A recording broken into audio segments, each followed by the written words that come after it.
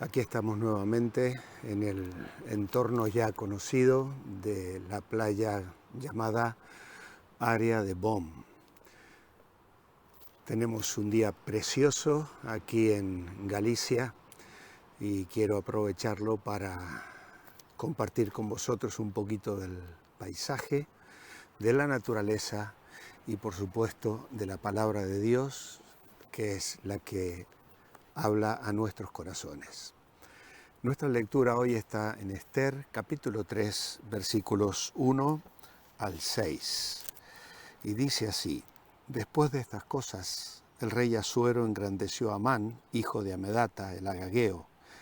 Lo honró y puso su silla por encima de las de todos los príncipes que estaban con él.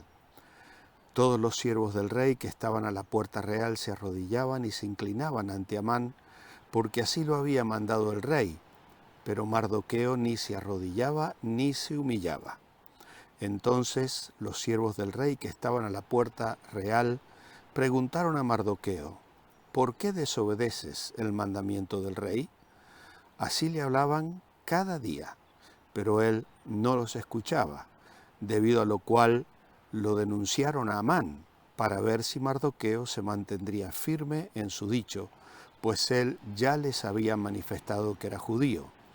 Cuando Amán vio que Mardoqueo ni se arrodillaba ni se humillaba delante de él, se llenó de ira. Pero no contento con castigarlo solamente, y como ya le habían informado cuál era el pueblo de Mardoqueo, procuró Amán destruir a todo el pueblo de Mardoqueo, es decir, a todos los judíos que había en el reino de Asuero. Otra vez, como sucede con frecuencia en el libro de Esther, solo se informa de las acciones de los participantes. No hay análisis ni evaluación moral de sus motivos. No hay nada en el texto que indique si los actos de Mardoqueo eran justificados o si resultaban de un fervor equivocado. Simplemente nos enteramos de la manera en que surgió la crisis que habría de afligir al pueblo judío. Además, se nos proporciona muy poca información acerca del motivo que tuvieron los funcionarios que acusaron a Mardoqueo. Parece que trataron de darle suficiente tiempo a Mardoqueo para que cumpliera las órdenes del rey, pero al fin se vieron obligados a informar sobre su conducta. Sin embargo, no hay duda acerca de la actitud ni del motivo de Amán. Respondió con odio irracional, exagerando por completo la ofensa aparente. Amán es el malo de la historia. La exaltación de Amán pondrá en peligro no solamente la posición de Esther y Mardoqueo, sino también la supervivencia del pueblo hebreo. Dios ha colocado en palacio a sus siervos con el fin de preservar a su pueblo.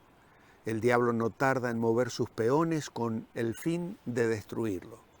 Puesto que el nombre de Amedata no aparece en ninguna otra cronología bíblica, podemos suponer que se trata del padre o de un antepasado inmediato de Amán. Lo verdaderamente significativo, sin embargo, es que Amán sea descendiente de Agag, algo en lo cual el texto seguirá insistiendo en los siguientes capítulos. Esto explicaría la antipatía visceral que tuvo hacia Mardoqueo. Pero para entenderlo tenemos que volver atrás en la historia de Israel y considerar dos momentos cruciales en la relación entre los judíos y los amalecitas.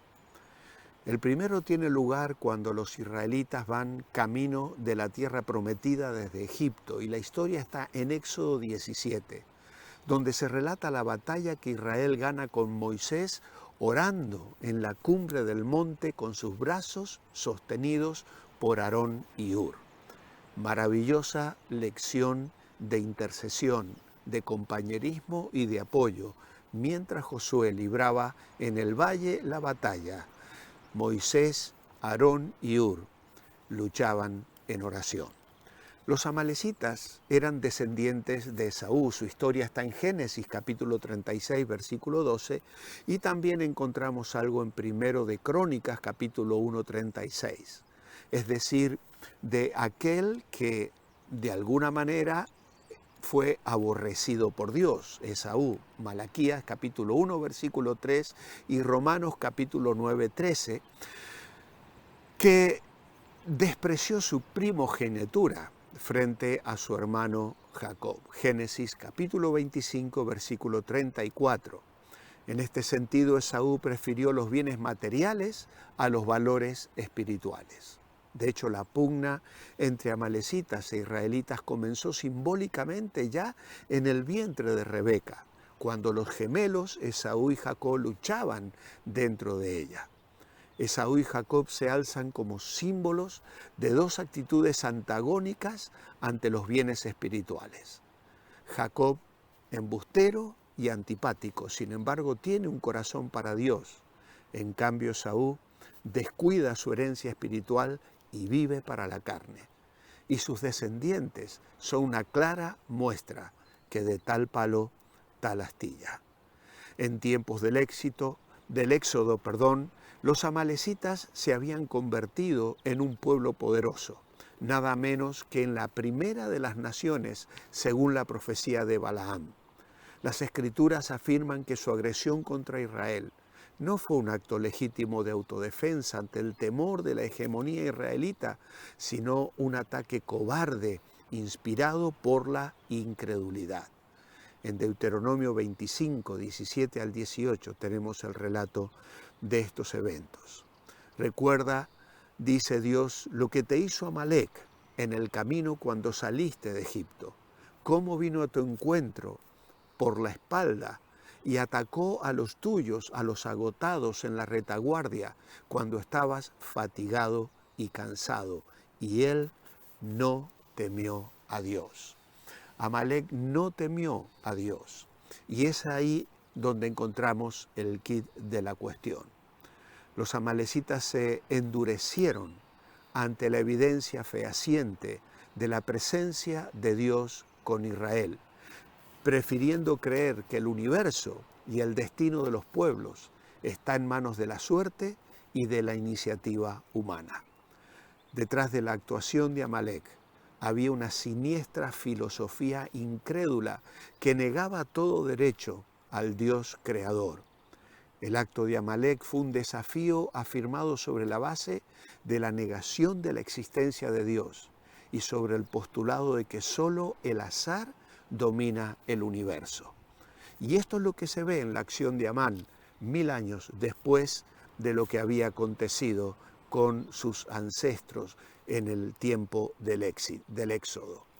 Cuando Dios declara la guerra a Amalec y ordena su aniquilación, no es por meras razones de interés político, sino porque existe un profundo antagonismo espiritual entre la antigua filosofía amalecita y la verdad de Dios.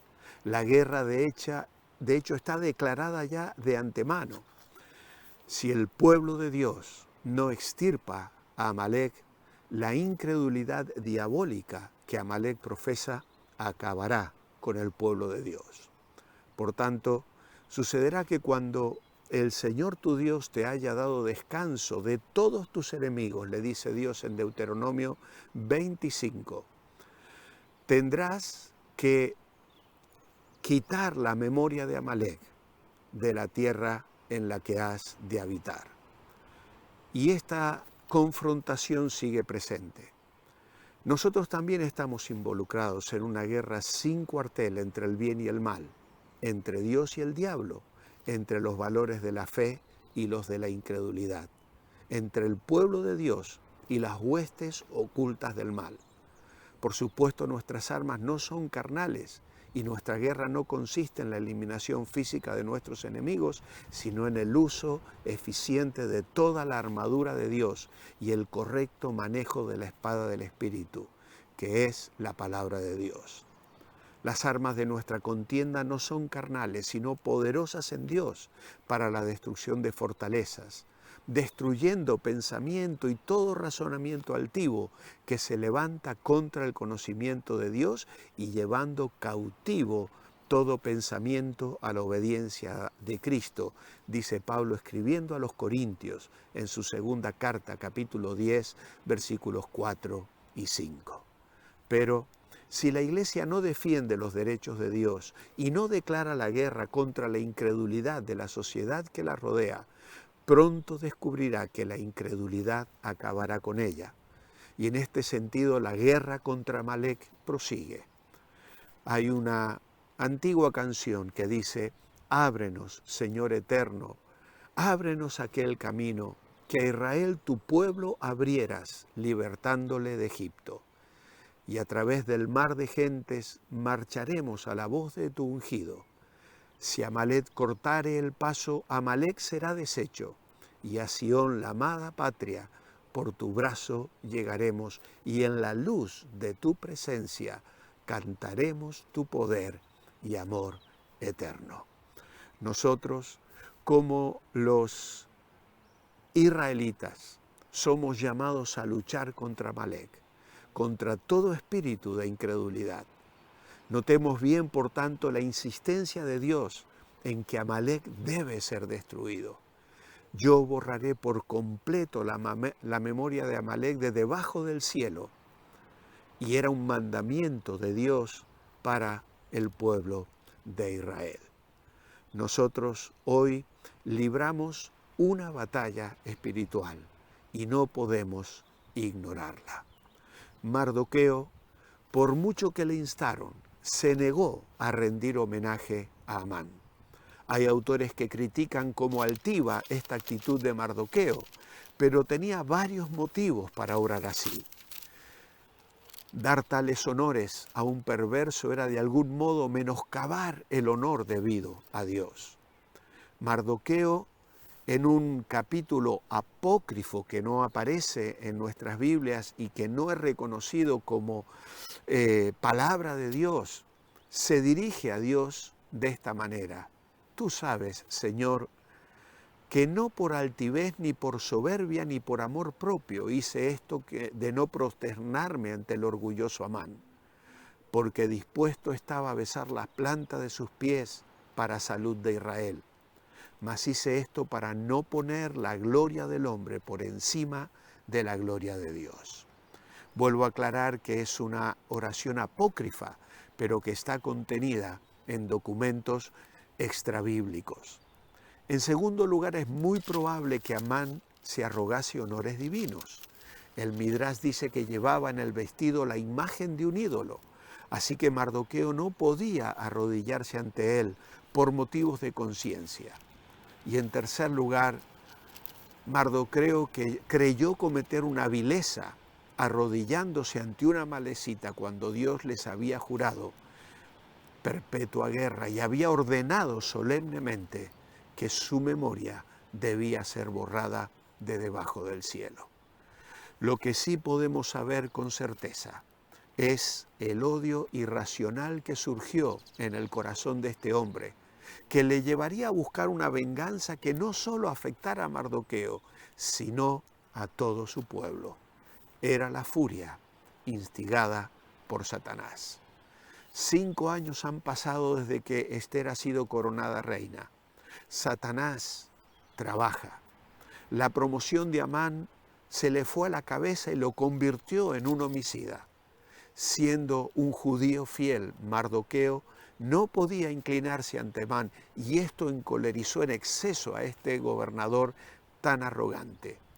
El palacio sabía que Mardoqueo era judío, pero no sabía que Ester también lo era. Amán decidió destruir a todos los judíos simplemente debido a su malicia hacia Mardoqueo. Nuestra oración escrita esta mañana es: amado Padre, abre nuestros ojos para que seamos conscientes de que hay una batalla espiritual en la que estamos involucrados. Satanás quiere destruir la iglesia y se opone con ferocidad al Evangelio de Cristo. En ti está la victoria, en ti está la fuerza, en ti está el poder. Llévanos siempre en triunfo por tu gracia y misericordia. En tu nombre, amén. Os espero mañana, Dios mediante, para seguir meditando en el libro de Ester. Manteneos bendecibles.